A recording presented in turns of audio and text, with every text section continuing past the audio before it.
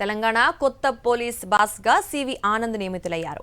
3 దశాబ్దాల అనుభవం, urban policing నుంచి మావోయిస్టు ప్రాంతాల ఎక్స్పీరియన్స్ వరకు ఆయన సొంతం. తాను పనిచేసిన విభాగాల్లో టెక్నాలజీని ప్రోత్సహించడంతో పాటు పీపుల్స్ ఫ్రెండ్లీ ఆఫీసర్గా ఆయనకు ప్రత్యేక గుర్తింపు ఉంది. క్రికెట్ను ఇష్టపడే సివి ఆనంద్ మరో 2 ఏళ్ల పాటు డీజీపీగా కొనసాగనున్నారు. 1991 ఐపీఎస్ బ్యాచ్ కి చెందిన సివి ఆనంద్ రాష్ట్ర విభజన తర్వాత తెలంగాణ క్యాడర్ కు కేటాయించబడ్డారు.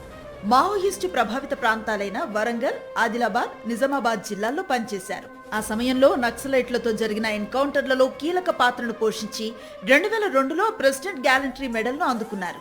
హైదరాబాద్ నగరంలో డీసీపీగా, ట్రాఫిక్ కమిషనర్ గా, సైబరాబాద్ సిపిగా పనిచేసిన ఆనంద్ నగర పోలీసింగ్ లో కీలక సంస్కరణలు తీసుకువచ్చారు. డ్రంక్ అండ్ డ్రైవ్ చెకింగ్, ఈ challans, speed guns, free lefts వంటి పద్ధతులు ఆయన కాలంలోనే అనుమతిలోకి వచ్చాయి. గణేష్ నిమజ్జనం సమయంలో సమన్వయం కోసం ప్రత్యేక విధానాలను ప్రవేశపెట్టారు. అలాగే లేక్ పోలీస్ ఏర్పాటు చేసి అనేక ప్రాణాలు కాపాడారు. సివి ఆనంద్ సైబరాబాద్ సిపిగా ఉన్న సమయంలో మహిళల భద్రత కోసం షీ టీమ్స్, షటిల్స్, యాప్లను ప్రారంభించారు. 2 లక్షలకు పైగా సీసీటీవీలు ఏర్పాటు చేసి కమ్యూనిటీ పోలీసింగ్ ను బలోపేతం చేసిన ఘనత సివి ఆనందే. తర్వాత సివిల్ సప్లై కమిషనర్ గా పనిచేస్తూ ఈపీడీఎస్ ద్వారా ప్రభుత్వానికి భారీగా ఆదా చేశారు.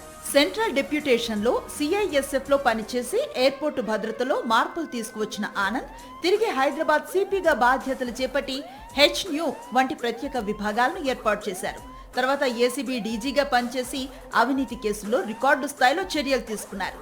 టెక్నాలజీ ఆధారిత పాలన, క్రమశిక్షణతో కూడిన పోలీసింగ్, ప్రజలకు వేగవంతమైన సేవలు, ఇవే సిపి ఆనంద్ ప్రత్యేకతలు. ఇప్పుడు తెలంగాణ డీజీపీగా బాధ్యతలు చేపట్టిన ఆయన రాష్ట్ర పోలీస్ వ్యవస్థను మరింత ఆధునీకరణ దిశగా తీసుకువెళతారనే అంచనాలు వ్యక్తమవుతున్నాయి.